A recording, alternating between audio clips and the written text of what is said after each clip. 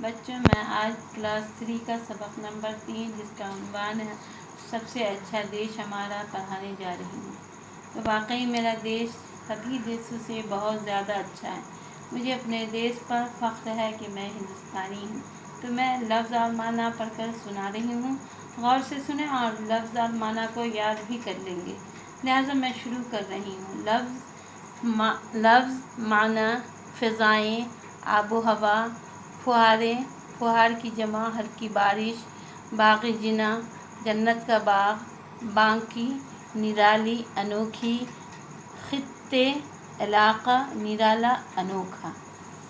تو لفظ اور معنی پڑھ کر سنا چکی ہوں۔ اب میں نظم شروع کر رہی ہوں، غور سے سنیں اور اسے بھی یاد کر لیں گے۔ تو میں نظم شروع کر رہی ہوں، میرے ساتھ ساتھ دیکھیں اور پڑھنے کی کوشش کریں۔ کالی کالی اس کی گھٹائیں، ٹھنڈی ٹھنڈی ان کی ہوائیں، پیاری پیاری ان کی فضائیں، بانکی بانکی اس کی ادائیں۔ سب سے اچھا دیش ہمارا، سب سے پیارا دیش ہمارا۔ شاعر کہتے ہیں کہ میرے دیش میں بارش کا موسم جب آتا ہے تو دیکھنے کا منظر رہتا ہے۔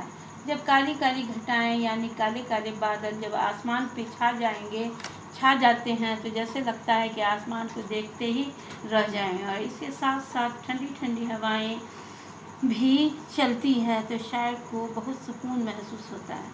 شاعر کہتے ہیں کہ میرے دیش کی فضائیں یعنی آب و ہوا ہر دیش سے مختلف ہے، اور بانکی بانکی اس کی ادائیں سے شاعر کا مراد ہے کہ میرے دیش کا ہر چیز نرالی اور انوکھی ہے۔ صبح کا منظر پیارا پیارا، سورج جیسے لال انگارا، شام کا چاند کچھ اور بھی پیارا، موتی ہیرا ایک ایک تارا، سب سے اچھا دیش ہمارا، سب سے پیارا دیش ہمارا۔ گرمی اور سردی کی بہاریں، برکھا رت اور سردی کی بہاریں، برکھا رت اور مے کی فواریں، ساون اور بھادوں کی ملاریں، گنگا اور جمنا کی دھاریں۔ شاعر کہتے ہیں کہ میرے دیش کی صبح بہت پیاری لگتی ہے۔ جب سورج نکلنے کی شروعات ہوتا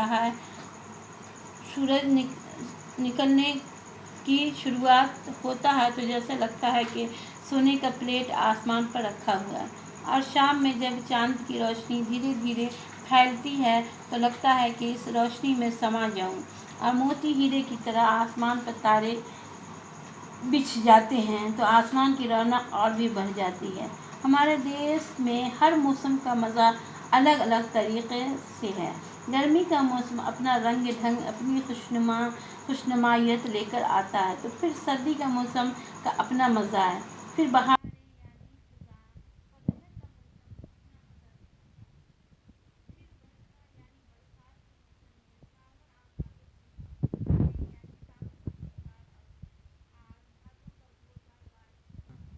ساون کی فوہاریں اور بھادوں کا زوردار بارش ہونا الگ الگ طریقے سے دل کو بھاتا ہے۔ گنگا اور جمنا جیسی ندی بھی میرے دیش کی پہچان ہے۔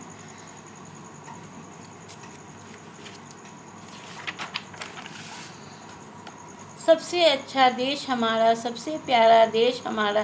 خطے ایک کشمیر یہاں ہے، خوبی ان کی سب پہ عیاں ہے، خطے ایسا اور کہاں ہے، سچ تو ہے یہ باغ جناں ہے۔ سب سے اچھا دیش ہمارا، دیس ہمارا، سب سے پیارا دیس ہمارا۔ سب سے اونچا اس کا ہمالا، فطرت کی گودوں کا پالا، جھیلوں والا چشموں والا، سب سے انوکھا سب سے نرالا۔ سب سے اچھا دیس ہمارا، سب سے پیارا دیس ہمارا۔ خطہ شاعر کو فخر ہے کہ کشمیر جیسا خوبصورت علاقہ میرے دیش کا حصہ ہے، جو دلہن کی طرح سے سجا ہوا ہے۔ اس کی خوبی ساری دنیا پر ظاہر ہے۔ ایسا علاقہ ساری دنیا میں کہیں نہیں ہے جس کو اللہ نے اپنی قدرت سے پیدا کیا ہے اور سنوارا ہے۔ یہاں کی جھیلوں، یہاں کے پہاڑوں سے چشموں کا بہنا، جس سے اللہ تعالیٰ کی قدرت پر فخر کرنے کو دل کرتا ہے کہ ہمارے ہندوستان کو اللہ نے جنت کے باغ سے مشابہ کیا ہے۔ ہمارے ہندوستان میں ہمالیہ کی اونچائی ایسی لگتی ہے کہ جیسے لگتا ہے کہ آسمان سے باتیں کر رہا ہے۔ آؤ دیس پہ تن من واریں، دیس کی حالت دل سے سدھارے، دیس کے ہر طبقے کو ابھارے، نیر پھر سب مل کر پکارے، سب سے اچھا دیس ہمارا، سب سے اچھا دیس ہمارا۔ اس کے لکھنے والے نیر ہیں، جن کا کہنا ہے کہ ہمارا دیس سب دیسوں سے اچھا ہے، کہ ہمارا دیس سب دیسوں سے اچھا ہے، سب دیسوں سے انوکھا ہے۔ تو ہم لوگوں کو اپنے دیس پر دل و جان سے قربان ہونا چاہیے، دیس کی ہر حالت پہ نظر رکھنا چاہیے اور دیس کو سدھارنے کی کوشش کرنی چاہیے۔ یہاں کے انسان کو اپنی اپنی غلطیوں پر نظر رکھنی چاہیے، اپنے آپ کو سدھارنے کی کوشش کرنی چاہیے، تبھی یہاں امن سکون اور دیس کی ترقی ہو سکتی ہے۔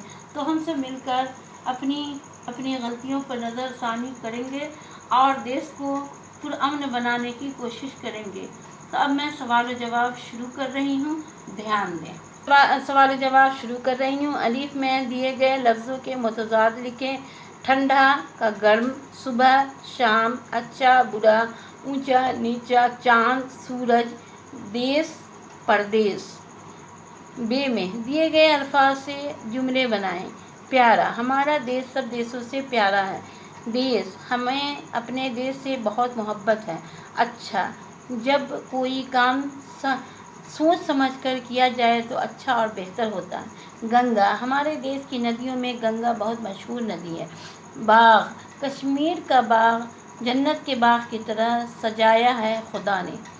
سوال نمبر 1، شاعر نے صبح اور شام کے منظر کو کیسا بتایا؟ جواب، شاعر نے صبح اور شام کے منظر کو بہت ہی پیارا اور انوکھا بتایا۔ صبح جب سورج طلوع ہونے سے پہلے آسمان سے اندھیرا چھٹتا ہے تو دل چاہتا ہے کہ ایسا ہمیشہ ہمیشہ رہے، اور جب سورج غروب ہوتا ہے اور شام ڈھلنے لگتی ہے تو اس وقت کا منظر بھی دل کو چھو لینے والا لگتا ہے۔ دوسرا سوال، شاعر نے سورج کو کس سے تشبیہ دی ہے؟ تو دوسرا جواب، شاعر نے سورج کو لال انگار یعنی آگ کے لال گولوں سے تشبیہ دی ہے۔ تیسرا سوال، کون سا پہاڑ سب سے انوکھا اور نرالا ہے؟ تو جواب تیسرا، ہمالیہ پہاڑ سب سے انوکھا اور نرالا ہے۔ سوال 4، شاعر نے اپنے ملک کو سب سے اچھا اور سب سے پیارا کیوں کہا ہے؟ جواب 4، شاعر نے اپنے ملک کو سب سے اچھا اور سب سے پیارا اس لیے کہا ہے کہ اپنے ملک کا جو موسم ہے، ٹھنڈی، گرمی، خزاں اور برسات یعنی بارش کا موسم، اس طرح کا موسم کسی دیسوں میں نہیں ہے۔